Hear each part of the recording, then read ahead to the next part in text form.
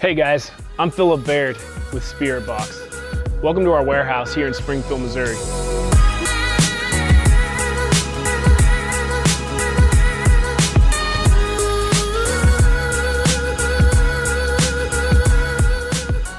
Today we're going to talk a little bit about how the Spirit Box works. So we're going to be covering everything from setting pricing, to coupling and uncoupling motors, to how to conduct test vents. But first, before we get into that, we're going to open the machine up and introduce you to the components inside. Let's go. All right, so the first thing that you're going to need is the key to your Spirit Box, which should look a little something like this. All we're going to do is put the key in the keyhole here and turn it, which is going to pop out the main handle, allowing us to slide this right door straight open. Once this is open, we can open up the glass door, which gives us access to all of our inventory.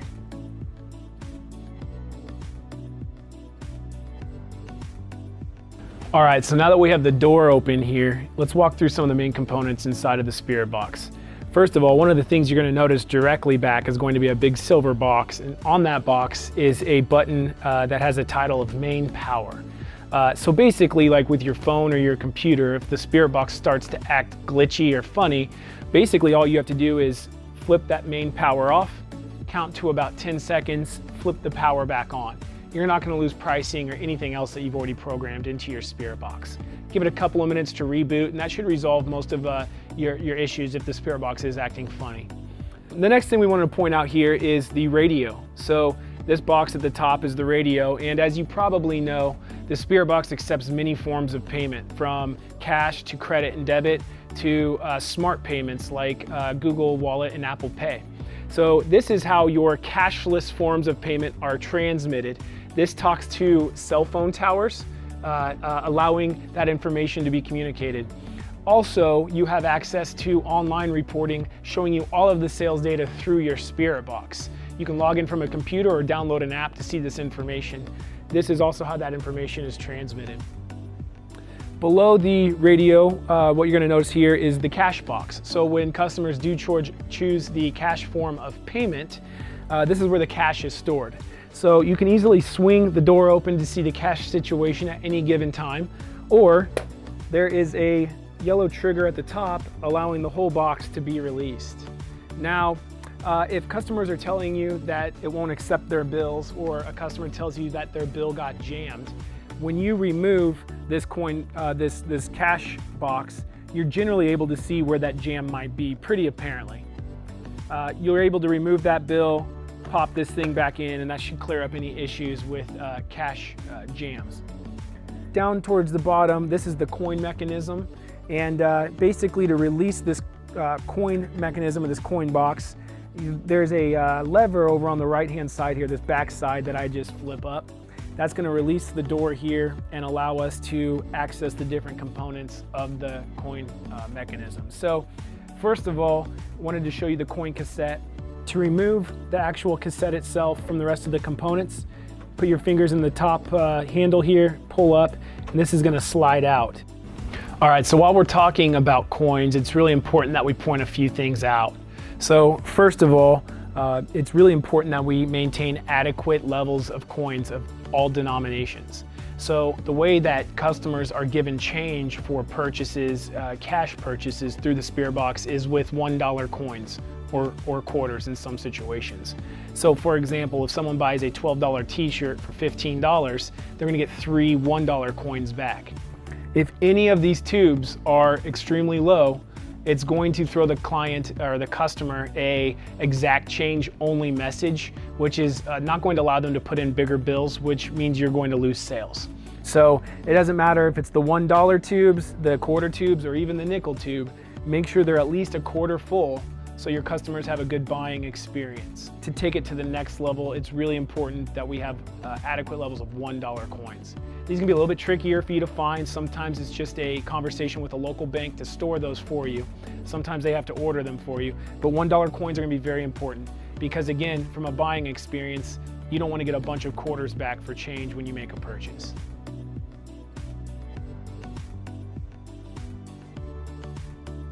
All right, guys, so we're going to talk just a little bit about the trays here, as well as the coils and the dividing walls. So first of all, to get the tray out, you just lift it slightly and then roll it out now that it's on the wheels. It's gonna come all the way out, and then it'll actually tilt down a little bit to make it easier for you to access inventory in the back. Not all the coils are the same size or the same width in between the coils. So depending on what you're trying to put in this particular selection, you might want a wider item or a thinner item. So your spirit box comes with all different sizes of coils.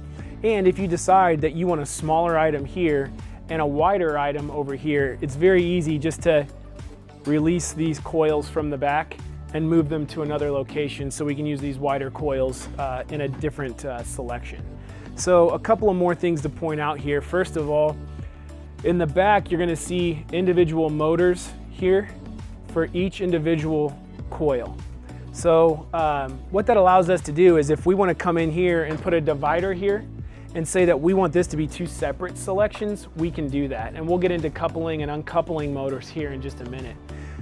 Basically, all I need to do to remove a wall is push in. This thing now releases, and now I can slide it in here and make this two selections. So I'm gonna put that back here. Something that's important to point out is you're gonna notice that the coils, the way the coils end on the outsides, the coils go outwards, and then they alternate the way the coil ends every other one. It's important that that's how it remains. If these two coils were reversed, the motors are gonna spin in a way and such that the inventory or the product's gonna go away from the client when they select it versus drop forward. And if you have two coils going the same way, half of it's gonna go back, the other half will go forward, and again, it won't vend. So it's important that the coils are configured in a way where they spin every other direction so the motors do the appropriate action with the coil. Finally, with some of the original models of Spirit Box, a couple of the trays don't have a motor for every coil. There's actually a motor for every other coil, and then a gear that runs the coil in between. So those can't be coupled and uncoupled because there's not a motor to run an individual selection on that particular one. So now it's okay because the machine knows when you're in there programming it, and we'll get to that in a second, if you can couple or uncouple a particular combination of motors, it won't give you an option for a combination that's not, that won't work. You always have to start with the odd number when you're coupling motors. You can't start with an even. So you'll notice this is now 201. If these were uncoupled, this would be 201 and then 202. I can never couple this combo right here that leads with an even. It always needs to be with the odd number first, followed by the even right next to it. Again, the machine is going to tell you what is allowed and not allowed, but just keep that in mind as you're thinking through what your product's combination is going to look like inside of your Spirit Box.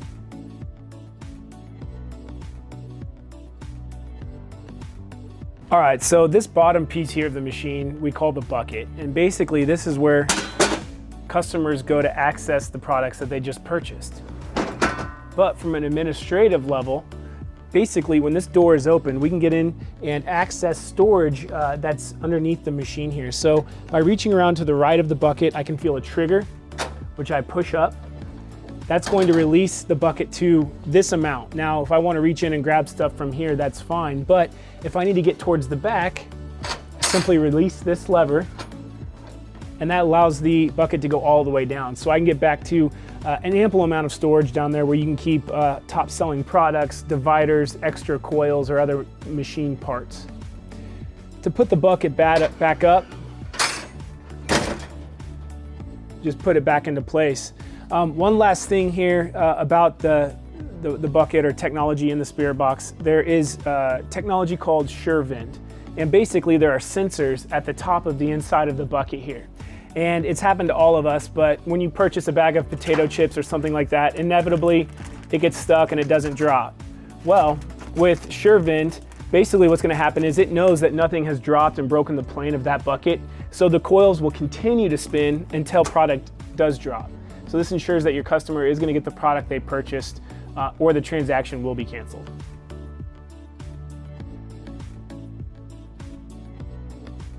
All right, now when the door to the Spirit Box is closed, you'll notice that it is in what we call purchase mode. So it is giving messages to passersby, prompting them to make a purchase. So giving them the forms of payment that they can use, or basically asking them to make their selection. So what we're going to do is now we're going to open the door back up with our key and put this into what we call admin mode, so we can access options to set pricing, couple and uncouple motors, or test vend products.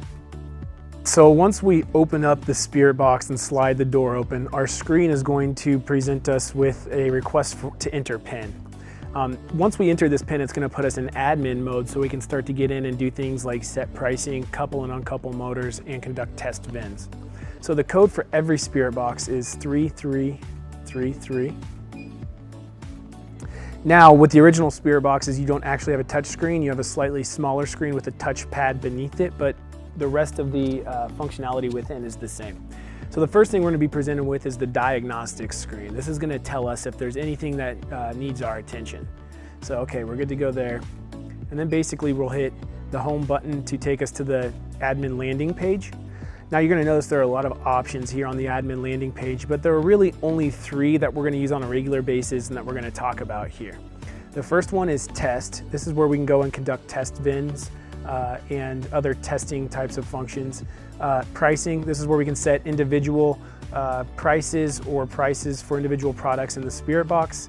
And then product configuration, so this is where we will couple and uncouple motors within the spirit box itself. So let's get into price. So first of all, after selecting price, we're going to be prompted with what do we want to set the price for. Now, most people go in and they select tray next, but what these first 5 options are really asking you is, do you want to set an entire tray to one price? Usually we're going to be setting individual prices for individual products. So I'm going to select individual. Now it's going to ask me, okay, which tray does that individual product sit on? So if I go into tray 3, this is going to present me with my 300 options and the pricing to the right. So if I want to go in and change the price of 307, I simply select 307, and now I change that from $12 to $15 and then hit done. You need to notice here that there is an up arrow and a down arrow if there are more options to be presented with. So if I hit the down arrow, there's the rest of my 300 selections. Now with the original spirit box models that aren't touchscreen, you'll notice that the OK button on the right-hand side of the keypad pad, the top of the OK button will light up to go up, the bottom of the OK button will light up to go down when you have more selections to choose from. But setting pricing is as simple as that. So if we go back out to the home page, which is again our landing screen for our options, the next thing that we're going to talk about is test. So if I want to go in, and first of all, what we recommend is that you test vend all of your selections, maybe a couple of times for each one. Even if it looks like it's going to dispense correctly, a test vend is going to show you anything that maybe we didn't do right during the stocking or labeling process. Okay, so to test vend, we simply select test, and then you'll notice the first option is test vend. From here, it's going to ask us to select which product we would like to vend. So now we enter the selection for the product we would like to vend. So I'm going to select product, let's say 301. Hit done here. And then I need to hit start vend. So that's how we test vend. And now we're going to talk a little bit about coupling and uncoupling motors. Now, when do we want to couple and uncouple? Basically, if we want 2 coils to work together, as long as each of those coils have a motor, we can couple them together, move the divider in between those 2 coils, and that will accommodate wider products like shirts or beanies, things of that nature. Whereas you probably only need 1 coil for products like lanyards or earbuds or smaller products. So how do we tell the machine to have the 2 coils work together or work individually? That's under coupling and uncoupling motors, which you will find under product configuration. Within product configuration, you'll notice an option for couple motors. And then once we're in couple motors, what you're going to notice here is the machine knows which motors we can and can't couple basically you'll notice every selection starts with an odd number. We can't, for example, couple 202 and 203. We can couple 201 with 202 or 203 with 204. But again, it's not an option to couple 202 and 203. You'll notice there are check marks next to these. That simply means it's coupled. If I want to couple this one and uncouple that selection, I simply just select those. It's going to add that check mark or take that check mark away. And that's how we go in and couple and uncouple motors. Again, remember to use your down arrow and up arrow to select other options for selections that you can couple and uncouple. And again, make sure after you've gone in and you've coupled motors and you've put new products in these coupled or uncoupled motors, that you go into test vend, because that will really show you if you've set everything up correctly.